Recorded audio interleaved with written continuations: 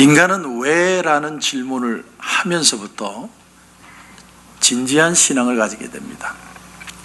어려운 질문, 아무도 쉽게 대답할 수 없는 질문을 가지기 시작해야 신앙이 왜 필요하고, 신앙이 왜 내게 유익하고, 하나님의 역사라는 것이 무엇인가를 깨닫기 시작합니다. 왜 이 모든 것이 존재해야 할까? 뭘 위한 것이고 뭘 이룰 것인가? 우리는 지금 어디로 가고 있는가? 이걸 질문해야 됩니다. 그 최자실 목사님의 자서전 나는 할렐루야 아줌마였다라는 책, 여러분 제목으로 다 들어보셨을 겁니다. 그 책을 보면 최자실 목사님이 어렸을 때 이분이 예수를 믿기 전에 아주 가난했답니다. 집이 가난해. 어느 날 학교에서 왔는데 배가 너무 고파가지고 뭘 먹고 싶은데 먹을 게 없어요. 그래서 뒤뜰에 있는 텃밭에 와서 풋고추를 따가지고 된장을 찍어서 먹는데 눈물이 핑 돌더래요. 그래서 엄마한테 질문을 했어요. 엄마, 사람은 왜 살아? 그렇게 질문을 했더니 엄마가 대답하기를, 그거야 시집가고 장가가고 잘 먹고 잘 살기 위해 살지. 근데 그 말을 듣는데 그 말이 기쁜 게 아니고, 내가 잘 먹고 잘 살기 위해서 이 세상을 산다면 내가 짐승하고 다른 게 도대체 뭔가? 어릴 때 그런 생각을 한 거예요. 제가 목사 아들로 자라면서 한 가지 가졌던 질문이 뭐냐면 왜라는 거예요. 왜 교회는 있어야 되고, 교회는 하나님을 믿는 사람들이 모이는데도 왜 싸우고 교회는 부패하는가? 참 많이 고민했습니다. 젊은 날을 저는 많이 고민했습니다. 그래서 울면서 기도도 해보고, 또 거기가 잘 안 돼서 또 열심히 술도 마셔보고, 또 세상 속에 무슨 답이 있을까 싶어서 세상 속에도 들어가 들여다보고.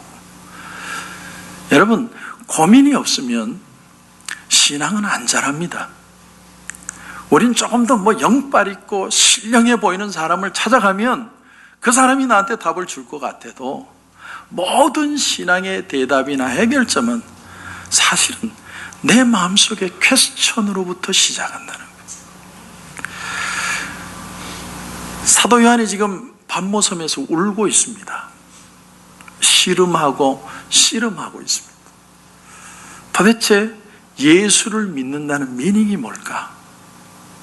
예수를 믿는다고 하는데 나는 왜 옷 외딴 섬에 버려져야 되고, 또 내가 사랑하는 내 교인들이 불구덩이 물구덩이를 들어가야 되고, 이렇게 죽어가는 그런 삶이 도대체 어떤 신앙적인 미닝이 있을까? 왜 저 로마의 황제의 탄압을 하나님은 모른 채 하시고 이 땅 위에 어렵고 힘든 삶을 살아가게 하실까? 아마도 그런 고통이 있었던 것 같습니다. 우리는 하나님이 계시다는 것도 알고 하나님이 인간의 삶에 개입하신다는 것도 믿지만, 과연 거기에 어떤 패턴이 있고 어떤 목적이 있고 이 모든 것이 어떤 방향을 향해 나가고 있는가, 그걸 알고 싶어요. 알고 싶을 때가 있습니다. 도대체 왜 이런 게 존재해야 되는가? 저도 젊은 날에 그 10년 동안 무던히 고민을 해봤는데 답이 없었어요. 답이. 왜 이런 일이 발생하고 이 모든 일을 통해서 하나님이 어떤 것을 보여주길 원하실까? 이 모든 게 끝나고 나면 과연 나에게 남는 건 뭘까? 근데 대부분의 사람들이 또한요, 이런 고민을 처음에 할 수는 있어도 쉽게 지쳐버립니다. 그래서 권력이나 돈이나 즐거움이나 욕망이나 꿈이나 그 속에 뭔가 있을까 싶어서 막 그 속에 뛰어듭니다. 근데 그 질문의 답이 하늘에 있다. 그것을 보여주는 게 요한계시록. 예수님이 십자가에 못 박히시기 전에 로마 총독 빌라도에게 재판을 받는데, 빌라도가 거들먹거리면서 이런 얘기를 해요. 나는 너를 죽일 권세도 있고 살릴 권세도 있다. 그때 주님이 뭐라고 얘기를 하시냐면, 위에서 주지 아니하셨다면 나를 해할 권세가 없었을 것이다. 무슨 말이냐면, 이 세상의 모든 권력은 하나님이 잠시 동안 그 사람에게 빌려주고 있는 것이다라는. 이스라엘 백성들이 처음에는 하늘이 뻥 뚫려 있는 줄 알았습니다. 그런데 그 마른 하늘로 보이던 하늘로부터 뭘 경험합니까?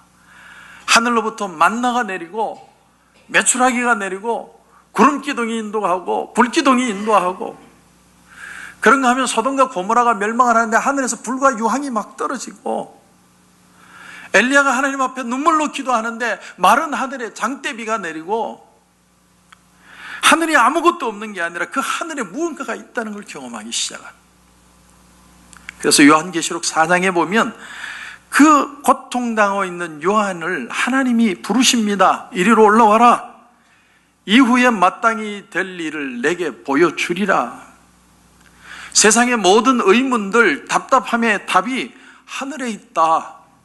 그걸 보여주는 게 4장부터의 시작이에요. 그리고 오늘 이제 10장까지 오는데 요한계시록이 어려워요. 어려워서 어려운 것보다도 끊어서 10장, 무슨 5장 이렇게 설교가 안 돼요. 왜? 다 연결된 얘기이기 때문에. 그럼 앞에를 설명을 다 했는데 설명 다 하면 여러분 다 주무시고 시간 다 가고 해결이 안 돼. 그러니까 막 건너뜁니다. 여러분이 이해하시고 받아들이죠. 그런데 요한계시록에서 가장 많이 이슈화되었던, 가장 많은 사람들의 입에 회자되었던 내용이 뭐냐면 9장 14절, 15절, 16절이에요. 그래서 오늘 말씀은 여러분들이 한번 말씀을 보시면 좋겠습니다. 9장 14절부터 보시면 이 9장이 10장하고 연결되어 있기 때문에 우리가 봐야 됩니다.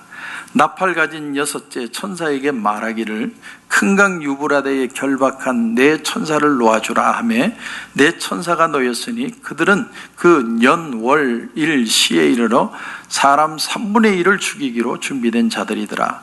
마병대의 수는 2만 만이니 내가 그들의 수를 들었노라. 이게 보니까 나팔 가진 6번째 천사, 다시 말하면 6번째 나팔 재앙이 임하고 있는 거죠. 요한이 하늘로 불려가가지고 이제 하나님의 역사를 보는데 첫 번째는 7 인의 재앙, 그 다음에는 7 나팔 재앙, 그 다음에는 7 대접 재앙. 그래서 우리는 흔히 요한계시록을 읽을 때 어떤 충격에 빠지냐면 7 인의 재앙이 끝나고 나서 또 7 나팔이 나오네. 아직 안 끝났네. 7 대접. 그래가지고 얼마나 심각해지는지 몰라요. 왜냐하면 문자적으로 보면 이건 엄청난 고통이에요. 그러나 여러분 잘 들으십시오. 잘 들으셔야 돼요. 7 인을 떼실 때 마지막 7번째 인 안속에 7 나팔이 나와요. 그리고 7 나팔을 뗄 때 그 마지막 7 나팔 안에 7 대접 재앙이 나옵니다. 무슨 얘기냐면 이건 다 한 통이다는 거예요. 한 통. 이거 다음에 애프터적이 아니고 한 통 속에서 일어나는 거예요. 그렇게 생각 안 하면 7인 다음에 7 나팔, 7 대접 이라면 지구를 몇 번 때려 부셔도 모자라요. 여러분 이거 이해하셔야 됩니다.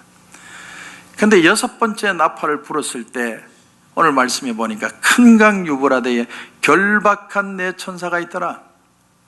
큰 강 유브라데가 어디냐? 여러분 역사적인 배경을 좀 아셔야 됩니다. 모르면 요한계시록을 이해를 못합니다. 초대교회가 있던 로마 박해가 있던 그 당시에 유브라데 강의 역할이 뭐냐면 그 당시에 로마 제국과 쌍벽을 이루는 한 제국이 있는데 그 제국이 파르티아라는 제국이에요. 그런데 이 파르티아 제국과 로마 제국 사이에 강이 하나 흐르고 있는데 그 강이 유브라데 강입니다. 이 파르티아 제국이 굉장히 막강한 나라입니다. 그래서 로마 제국을 쳐들어왔는데 BC 53년, AD 62년 두 번의 공격을 했는데 엄청난 피해를 입힙니다. 그러니까 로마가 보기에는 이 파르티아라는 나라는 눈에 가신 정도가 아니라 굉장히 무서운 존재예요. 조금 더 얘기를 해나가면 666, 우리 좋아하는 666, 666이 있냐 없냐 그런 얘기들 많이 했었죠. 근데 원래 히브리어에는 음가라는 게 있어요. 음가. 철자마다 숫자가 있습니다. 숫자. 그래서 네로는 황제다. 그 단어를 다 합치면 666이 나와요.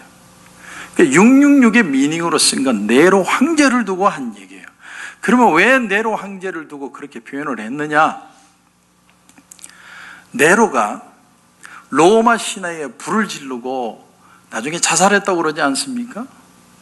그런데 로마 시민들은 이 네로가 너무 악해가지고 자살했다고 생각하지 않아요. 마치 히틀러가 너무 악했는데 히틀러는 죽지 않고 지금도 살아있을 것이다 라고 얘기하는 사람들처럼 네로는 죽는 사람이 아니야. 그러면 네로가 어디로 갔느냐? 파르티아 제국으로 도망을 가가지고 파르티아 제국의 대군을 이끌고 자기들을 공격해 올 것이다. 그래서 네로는 황제다라는 말을 했어. 그런데 다시 이제 9장 14절을 보면 마지막 부분에 결박한 내 천사를 놓아주라. 결박해 놓으니까 이건 무슨 사단일 것이다, 사단의 종들일 것이다 생각하지만 사실은 15절 말미에 보면 이들은 준비된 자들이더라. 예비된 자들, 다시 말하면 하나님이 예비하신 천사들이라는 거예요. 그럼 왜 묶여 있느냐? 오늘 이 부분을 좀 공부하려고 그래요. 오늘은 좀 공부를 합니다. 그러니까 피곤하시면 주무셔도 괜찮아요. 예. 조금 공부할 겁니다. 이게 연결이 되기 때문에. 먼저 이 개념을 좀 이해하려면 15절부터 봐야 돼요. 9장 15절. 9장 15절을 보시면 내 천사가 놓였으니 그들은 그 년, 월, 일, 시에 이르러 사람 3분의 1을 죽이기로 준비된 자들이더라. 여기 보니까 뭐가 나와요? 년, 월, 시. 천사들은 그 년, 월, 시를 위해 준비되었다. 그래서 옛날에 다민성교회가 1998년 10월 28일에 예수님이 오신다고 얘기한 이유가 뭐냐면 그 년, 월, 시가 중요하다고 봤기 때문에. 그런데 이 본문을 잘 이해하려면 원문인 헬라어를 잘 풀어야 됩니다. 한국어 성경이 잘못 풀었다는 게 아니라 한국어 단어가 뉘앙스가 다른 것을 포커스하게 만들었어요. 그래서 오늘 15절을 다시 보면 그 년, 월, 일, 시가 되면 무슨 말이에요? 그 날이 중요하죠. 그 날이 이슈가 되도록 만들어버렸어요. 한글 문장이. 그러나 원문에 보면 그 년, 월, 시에 이르러에 쓰인 전치사 이르른다는 에이스라는 전치사는 어떤 뜻이냐면 영어로 for입니다. for. 무엇을 위하여 이런 뜻이에요. 그러니까 그 위하여라는 미닝으로 다시 설명을 하면 그 년, 월, 시를 위하여 예비된 자들이다 이렇게 돼요. 무슨 말이냐면 이 날이 있는 이유는 날이 목적이 아니고 그 날을 만드시고 그 날을 이끌어 가시는 주권자, 하나님의 주권하에 주도되고 있다는 주체자 하나님을 밝히려는 목적으로 이 글을 적었다 그런 뜻이에요. 날짜가 중요한 게 아니고 그것을 준비하는 주권자가 하나님이라는 걸 보여주는 for예요. 에이스. 그러므로 여기서 이제 우리 질문이 달라져야 돼요. 아, 주님이 언제 오실까가 아니라 우리는 우리 삶에도 뭔가 방향이 있고 내가 그저 사는 것 같아도 하나님이 내 삶을 인도해 가시고 계시다면 내 삶에 하나님이 주시는 목적이 뭘까? 내 삶을 통해서 하나님이 이루실 일이 뭘까? 왜? 우리 인생의 주권자가 바로 하나님이시기 때문에 우리의 질문이 달라져야 되고 기도가 달라져야 돼요. 하나님 내 삶을 통해 이루실 일이 무엇입니까? 그것을 알게 하여 주옵소서. 왜? for 하나님의 주권을 위하여. 그것이 목적이기 때문에. 또 인류 역사도 마찬가지. 거창하게 들릴지 모르지만 우리는 역사에 대해서 어느 정도 압니다. 주전도 알고 주후도 알고 예수님이 오신 지 2000년이 지나고 미국의 역사가 어떠하고 여기까지 왔는데 이제 앞으로 우리는 어디로 나갈 것인가? 이 모든 걸 통해서 하나님이 이루시고 하자 하는 일이 무엇일까? 그것을 바라보는 게 역사라는 거예요. 자, 그래서 이제 드디어 10장 6절로 옵니다. 하여튼 머리가 아프니까 오늘은 피곤하시면 주무시고 편안하게 하십시오. 조금만 더 신경을 써서 10장 6절을 보면 세세토록 살아계신 이 곧 하늘과 그 가운데 있는 물건이며 땅과 그 가운데 있는 물건이며 바다와 그 가운데 있는 물건을 창조하신 이를 가리켜 맹세하여 이르되 지체하지 아니하리니. 지체한다는 말이 나와요. 지체한다. 그러니까 성경이 말하는 히스토리, 인간의 히스토리는 뭐냐? 역사라는 말이 성경에는 안 나와요. 그런데 성경이 가르쳐주는 역사의 어떤 미닝은 무엇이냐? 한마디로 얘기하면 하나님의 지체하심이다. 하나님이 지체하심이 역사예요. 근연월시를 위하여 준비하시는 하나님, 심판자 천사들을 결박하고 때를 기다시는 주권자 하나님, 그게 역사라는 겁니다. 그러므로 오늘 10장 6절에 지체하지 아니하리니 라고 말씀한 건 역설적으로 얘기하면 무슨 뜻이에요? 지체하고 있다, 이런 말이죠. 지체하고 있으니까 지체하지 않겠다고 표현을 하고 있는 뿐입니다. 뭘 지체하지 않는 거예요? 하나님의 때, 심판의 때를 지체하지 않는다는 거예요. 그러므로 역사는 성경적으로 봤을 때 인류의 역사라는 게 뭐냐? 인류의 역사는요, 우리가 인류가 발전을 해서 더 나아지고, 나는 하늘을 나는 비행기가 생기고, 지하로 달리는 차들이 생기고, 이런 것이 역사가 아니라 심판이 오시기까지 지체하는 그 시간이 역사라는 거예요. 성경이 말할 때 인류에게 주시는 시간을 주신 이유가 뭐냐? 인류에게 시간을 주셨다는 말은 심판을 지체하신다는 거예요. 피할 수 없는 하나님의 그 심판이 오기까지 지체된 짧은 시간, 그게 역사예요. 그러면 시간은 성경적인 정의가 뭐냐?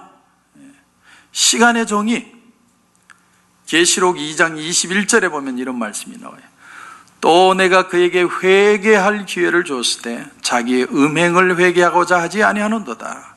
이 말씀을 근거로 보면 시간의 정의는 회개할 시간이에요. 회개할 기간. 그러니까 기독교진 신앙관으로 세상을 볼 때 시간이라는 건 영원하지 않습니다. 한정되어 있어요. 내가 예수 믿고서 죄사함 받아 나의 모든 것이 변했네. 지금 나의 가는 길 천국길, 오늘 지금 회개하고 주님 앞에 나가야 되는 것이 시간이라는 거예요. 하나님이 그런 미닝으로 우리에게 주셨어요. 그러므로 하나님의 일곱 나팔, 일곱 대접, 이런 재앙들이 막 일어나는 미닝이 뭐냐? 보고 깨달으라는 거예요. 그 재앙이 우리한테는 오지 않아요.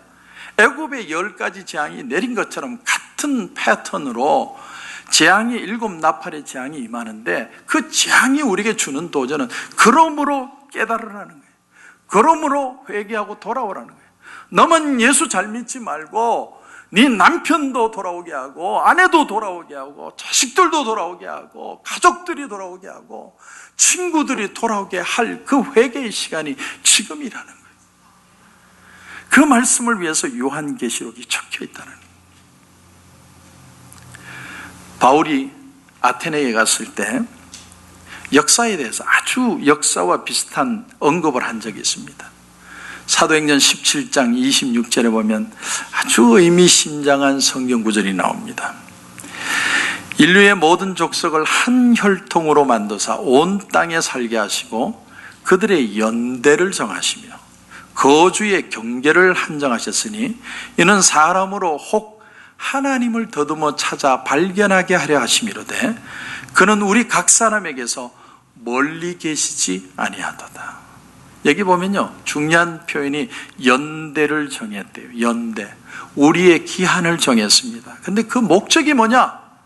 사람으로 혹 하나님을 더듬어 찾아 발견하게 하시기 위해서 우리에게 정해진 시간을 주신 거예요.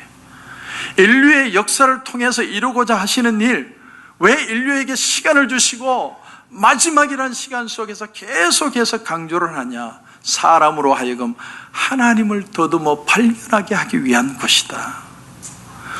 우리는 역사가 마치 막 하나님을 떠나가는 것처럼 그렇게 생각하는데 그게 아니고, 하나님은 이 역사라는 시간을 통하여서 하나님을 더듬어 찾아올 수 있도록 오늘 저와 여러분에게 찬스를 주시고 있는 거예요. 내가 바른 방향으로 가고 있는지, 내가 목적을 똑바로 이루고 있는지, 하나님을 바라보고 있는지, 그런 시간으로. 돈을 얼마나 벌였느냐, 얼마나 내가 야망을 이뤘느냐, 내 소원을 이뤘느냐, 그것이 시간의 개념이 아니고 하나님이 내게 주신 이 시간에 내가 회개하고 하나님을 찾고 있느냐, 그리고 우리 가족이 하나님을 만나고 있고 내 친구들이 하나님을 만나고 있고 내 자식이 다시 하나님 앞에 돌아오고 있고 회개의 시간으로 볼 수 있느냐를 질문하는 거예요. 이게 요한계시록. 폴손이라는 분의 청년의 시간이라는 책을 보면 우리 속에서 열정이 사라질 때, 한때는 막 나도 뜨거웠는데 내가 뭔가 드라이해지고 차가워진다고 느낄 때 이 6가지를 물어보래요. 이 6가지를 물어보면서 우리의 마음에 다시 잃어버린 걸 회복할 수 있다. 첫째는 뭐냐면, 내가 돈을 받지 않고도 할 수 있는 일이 무엇인가. 두 번째는 무엇이 당신의 가슴을 아프고 미워지게 하는가, 마음이 가느냐는 거예요. 세 번째, 무엇을 할 때 에너지가 솟느냐. 네 번째, 뭘 할 때 힘이 빠지느냐. 다섯 번째, 무엇을 바꾸거나 개선하고 싶으냐. 여섯 번째, 어떤 사람들을 돕고 싶으냐. 이 6가지를 마음속에 고민하고 생각하면 잃어버린 열정이 살아나기를 시작하네요. 탕자가 멀리 떠나서 지업 열매를 먹으면서 내 아버지 집은 풍족할 텐데, 그렇게 느끼는 것처럼 인간의 노력, 인간의 욕심, 인간의 쾌락이라는 건 그 끝자락에 허무함이 있고 절망감이 있어요. 그 모든 것들을 회복하는 하나님을 향한 갈증, 내가 하나님을 만나고 싶다. 그 시간을 하나님이 저와 여러분에게 정해 놓으셨다. 이게 요한계시록. 그런데 오늘 말씀 이제 10장을 오면 놀라운 얘기가 나와요. 놀라운 얘기. 하나님이 지체하고 심판의 때를 기다리신다고 얘기하면 우리는 할렐루야 이제 정신 차려야지, 이게 아니고 우리의 마음에 두려움이 더 많이 찾아와요. 마지막 심판 때는 벌거벗은 것처럼 다 드러난다고 했는데, 아이고 하나님, 나는 하나님이 보실 때 얼마나 부끄러운지 몰라요. 우리의 마음이 대부분 그렇습니다. 그래서 하나님이 귀한 복음의 말씀을 주세요. 그것이 오늘 10장 1절 2절입니다. 1절 2절을 보시면, 내가 또 보니 힘센 다른 천사가 구름을 입고 하늘에서 내려오는데 그 머리 위에 무지개가 있고 그 얼굴은 해 같고 그 발은 불기둥 같으며 그 손에는 펴 놓인 작은 두루마리를 들고 그 오른발은 바다를 밟고 왼발은 땅을 밟고. 이 본문을 보면 하늘에서 그림이 그려져 있습니까? 어떤 큰 천사가 오는데 두 발이 딱, 한 발은 땅에 한 발은 바다에 딱. 근데 손에 책이 있어요. 근데 그 책이 덮인 게 아니고 오픈되어 있어요. 이걸 알려면 이제 요한계시록 첫 장부터 쭉 다시 봐야 되거든요. 근데 그럴 시간이 없으니까 계시록 5장에 보면 하나님의 손에 책이 하나 들려있는데 이게 임봉되어 있어요. 딱 닫혀 있어요. 그러니까 요한이 막 울어요. 저걸 누가 열어주면 좋겠는데. 그러니까 어린 양이신 예수님이 와서 그 내용을 오픈을 합니다. 그리고 내용이 쫙 나오는데 오늘 10장에 보니까 하늘로부터 그 책이 내려오는데 책이 열려있는 거예요. 책이 열려있어요.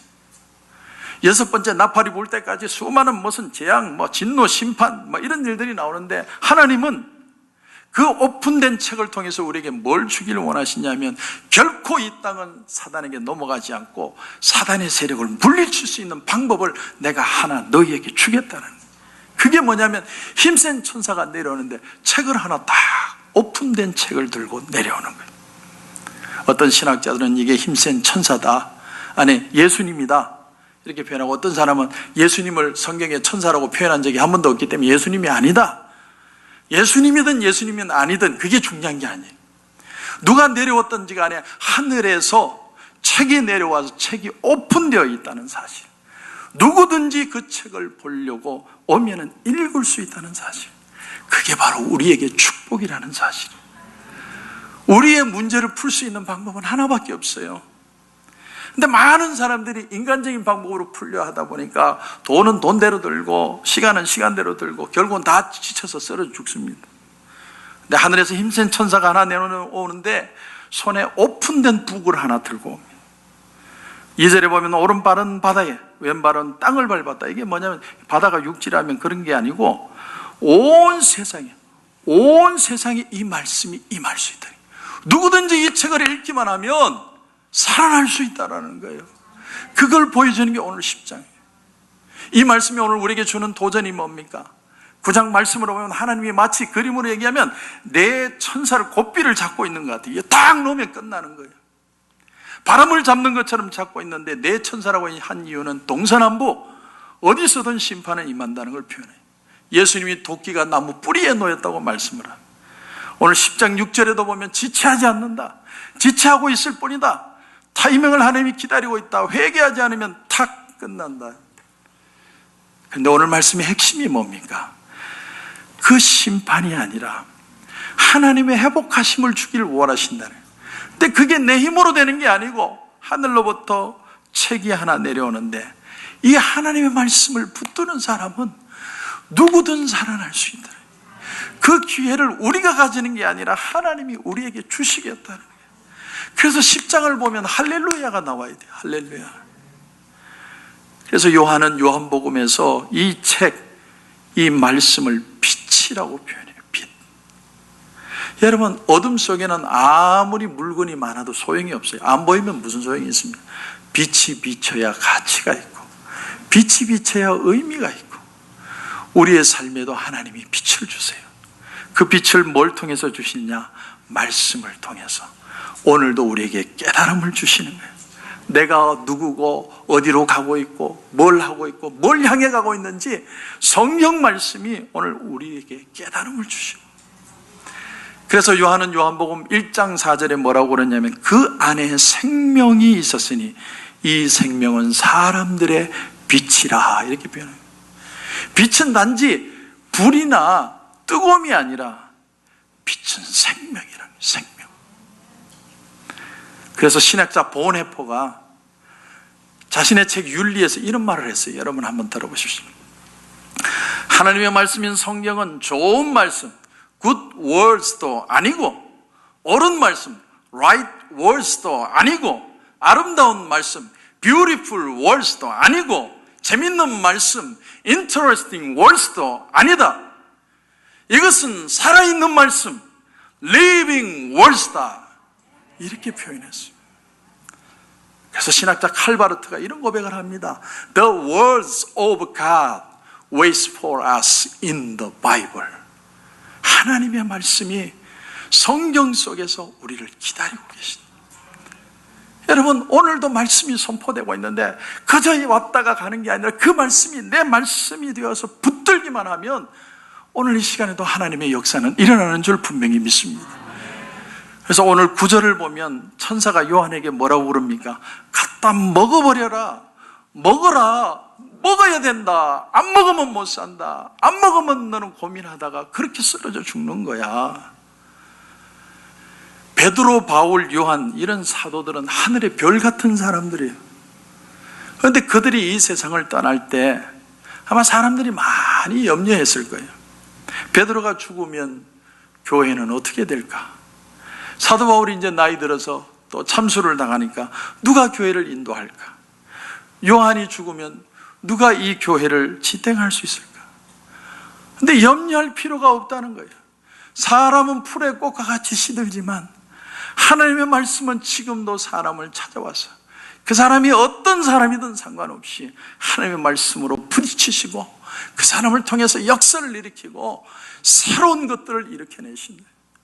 오늘도 동일하게 그 하나님의 말씀이 저와 여러분에게 들려오고 있습니다.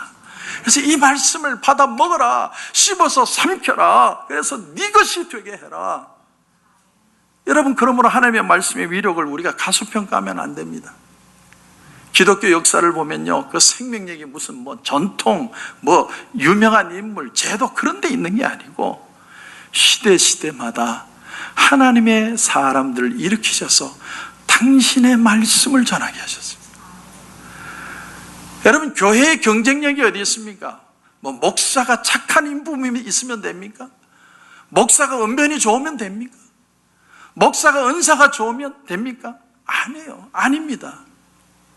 교회의 경쟁력은 교회가 증거하는 하나님의 말씀에 있습니다. 말씀이 한 사람 한 사람에게 오늘도 부딪혀가지고 뽕나무 농부였던 아모스를 들어서 하나님의 말씀을 북이스라엘에 외치게 하신 것처럼 오늘 이 시간에도 여러분의 가슴에 부딪혀서 하나님의 말씀을 통하여 여러분들이 이 땅을 변화시키도록 하나님이 도전하십니다. 푸른 마르고 꽃은 시다나 우리 하나님의 말씀은 영원히 서리라. 인생은 80 아니면 길면 90, 요즘은 100세 넘는 사람도 있지만, 그러나 하나님의 말씀은 영원한 그리고 생명입니다. 오늘 이 생명의 말씀이 다시 들려오기만 하면 우린 살아날 수 있어요. 하나님이 그 아들을 세상에 보내신 것은 세상을 심판하려 하심이 아니요 그로 말미암아 세상을 구원받게 하려 하심이라. 오늘 이것이 나에게 도전이 되고 말씀 정말 꼭 붙들고 승리하시는 저와 여러분이 되시기를 주님의 이름으로 축원합니다.